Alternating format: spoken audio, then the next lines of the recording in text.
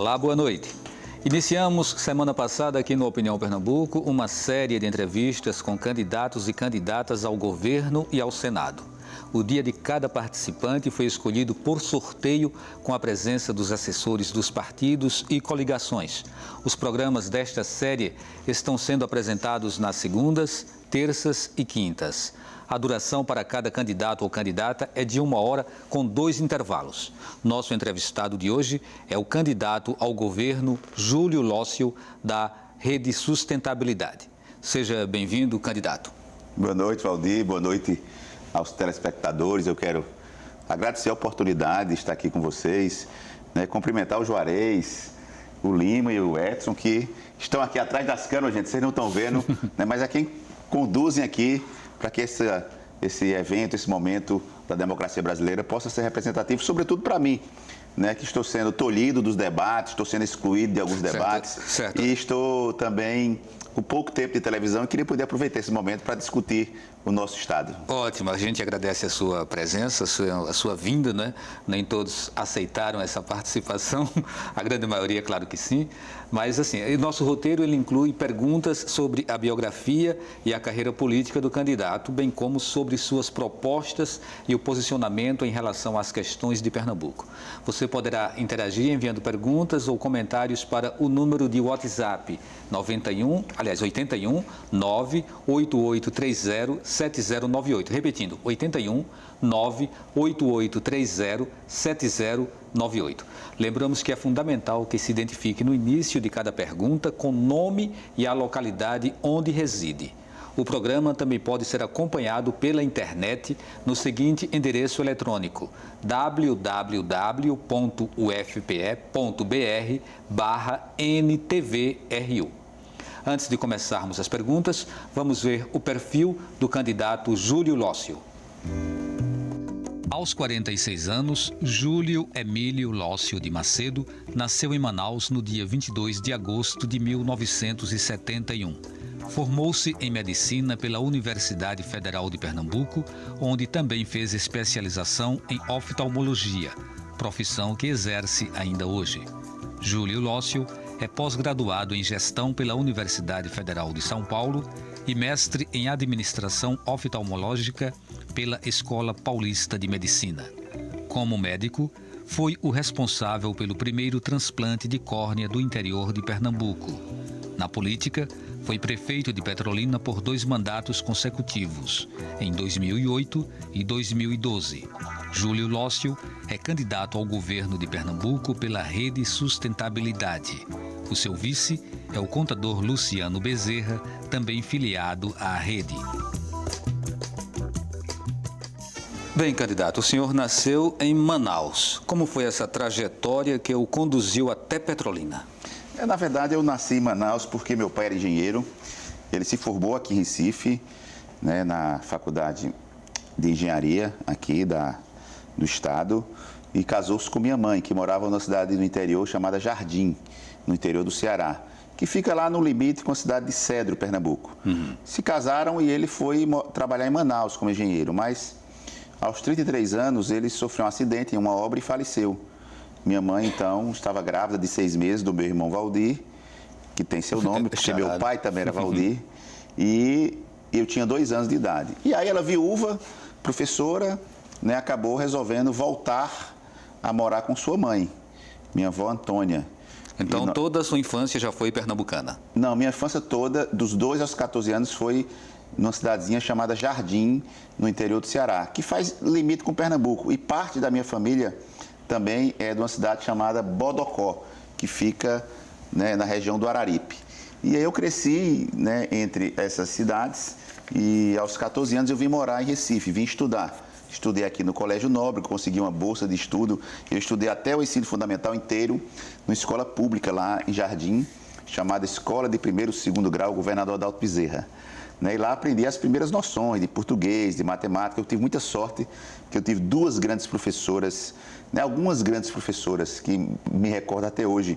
A professora Zeine Amaro, que era professora na área de matemática e português, a professora Erli, a professora Deise e tantas outras. que me ensinaram, sobretudo, né, as operações matemáticas, o português, e é por isso que eu sempre valorizei muito essas duas disciplinas, né, nas escolas que administrei como prefeito. Então, em Petrolina mesmo, o senhor se instala a partir dos 14 anos, aí vem para o Recife, depois volta? Eu vim para cá aos 14 anos estudar, nem sonhava, nem conhecia Petrolina. Então, o senhor chega com que idade em Petrolina? Eu cheguei formado, né? Eu cheguei em Petrolina... Depois que concluiu a medicina... Eu concluí a medicina, eu me formei aos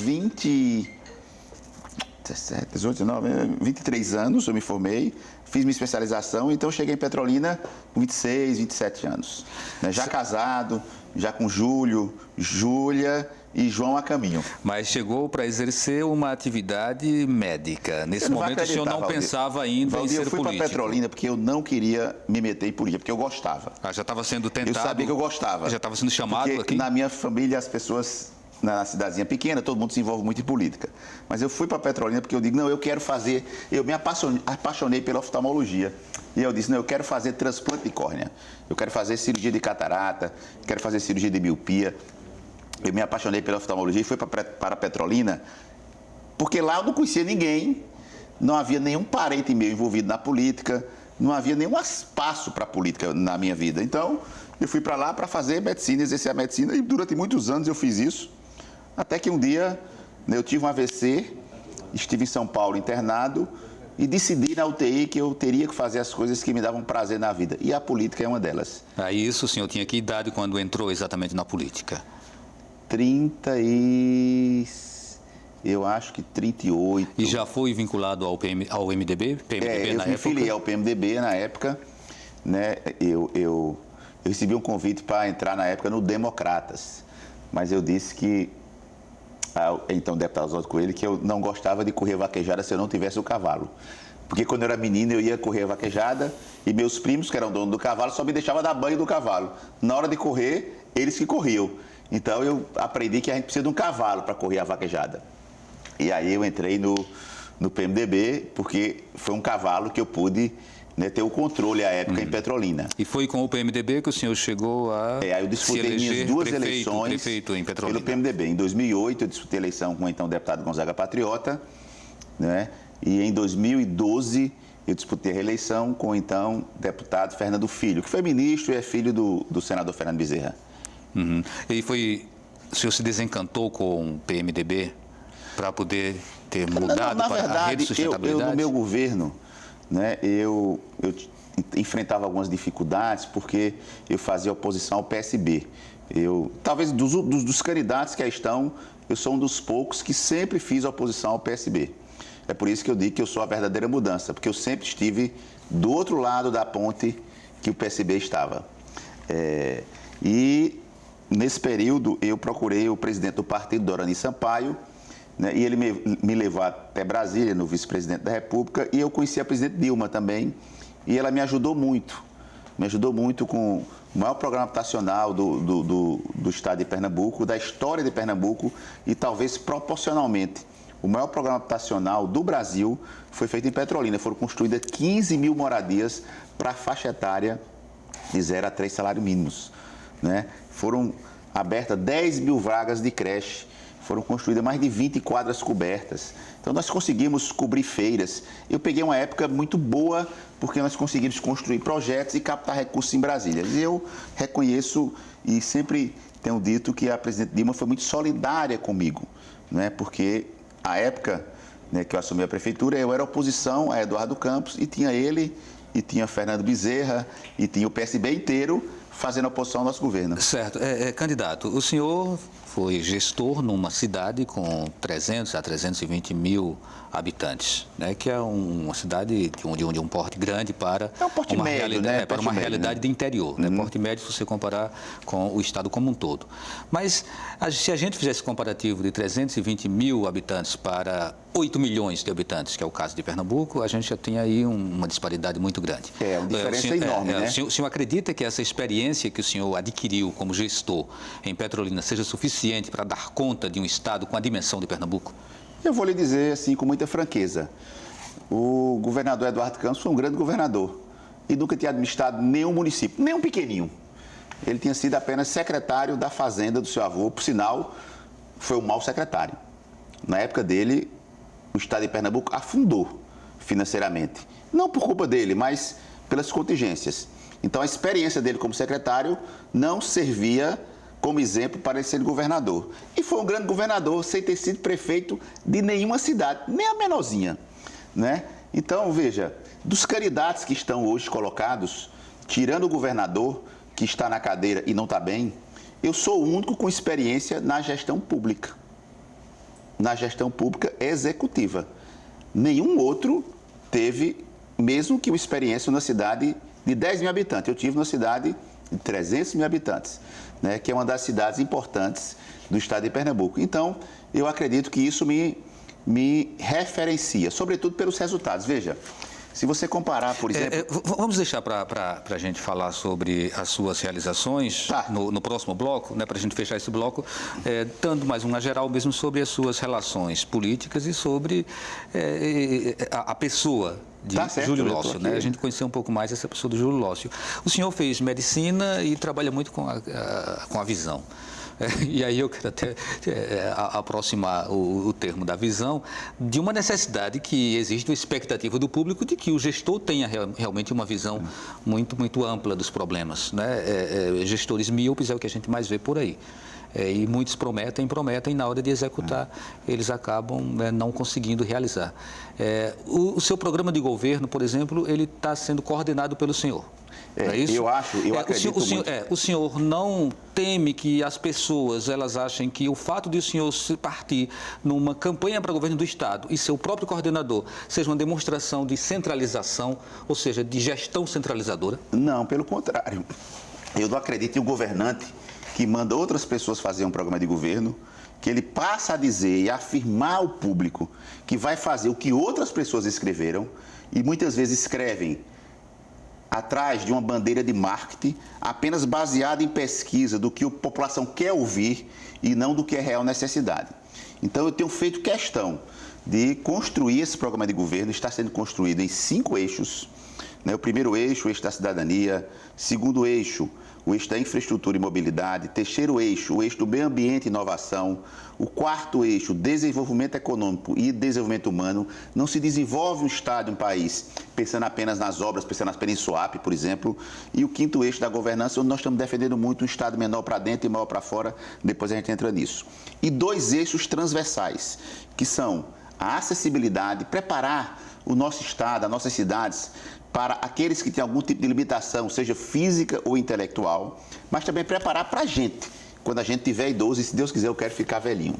E o segundo eixo transversal, que são 2, é o eixo da transparência. Quanto mais transparência, menos corrupção você vai ter no governo, e essa é uma pauta importante. Então, veja, eu quero até passar às suas mãos. Nós não temos um plano de governo, nós estamos chamando isso aqui de plataforma de governo. Plataforma por quê? Porque todos os dias, de 6 da manhã às 8 da manhã, eu faço uma revisão de tudo que eu recebo de contribuição no nosso WhatsApp. Me permita passar aqui no nosso WhatsApp, que as pessoas mandam contribuições. É o 98104-1818, que é o nosso número. 98104-1818. Então, todos os dias eu recebo as contribuições e algumas não tem nada a ver com o Estado, são obrigações da Prefeitura, algumas não têm nada a ver com o Estado, são obrigações do governo federal, e algumas são ideias muito boas que nós estamos incorporando ao nosso governo. Por exemplo... Certo, vamos fazer o seguinte, vamos fechar esse bloco... Então, deixa eu passar a sua mão. Certo, vamos fechar esse bloco com uma questão. Nós recebemos aqui uma candidata e ela foi bem clara, bem tranquila em afirmar que não assim, ela não chegou a dizer literalmente que não acreditava que ganhasse a eleição, né? Mas ela colocou claramente que estava ocupando o espaço para fazer a divulgação das ideias do partido, né? Ampliar a discussão sobre temas que o partido considera importante. E a pergunta que eu faço para o senhor é, o senhor tem isso também, ou seja, esse momento é um momento de semear uma ideia ou o senhor veio para concorrer e para ganhar a eleição? Veja, eu lamento muito que uma candidata a governadora diga isso, sobretudo no momento em que as mulheres começam a se empoderarem cada vez mais das questões políticas. Eu nunca fiz nada na minha vida em que eu não tivesse muita fé de que eu podia vencer. Olha, quando eu vim morar em Recife, aos 14 anos, as pessoas diziam, mas você estudou em escola pública, vai ter muita dificuldade. Tive dificuldade no Colégio Nóbrega, mas entre o primeiro ano e o terceiro ano eu consegui me igualar a turma toda. Eu comecei no primeiro ano tirando 1 em Química e terminei o terceiro ano em pé de igualdade com os melhores do colégio. Quando eu fui fazer vestibular para medicina, muita gente dizia, tem que fazer 2 ou 3 vezes, e eu não tinha essa chance. Minha mãe tinha dificuldades, professora, e eu precisava passar da primeira vez. E eu fiz o esforço e passei da primeira vez. Então o senhor não teme polarização nessa eleição? Não, nós vamos despolarizar. Olha, eu acredito muito na fé e na força. É isso que eu estou dizendo, eu nunca entrei em nada na minha vida para não buscar a vitória. Não quer dizer que eu tenha vencido em tudo na vida, mas eu nunca pude entrar numa corrida dessa acreditando que nós não vamos ganhar. E nós vamos para o segundo turno, tenho certeza disso, e vamos vencer a eleição porque temos a melhor plataforma e a melhor experiência. Nós chegamos ao final do primeiro bloco e daqui a pouco a gente retorna conversando com o candidato ao governo pela Rede Sustentabilidade, Júlio Lócio.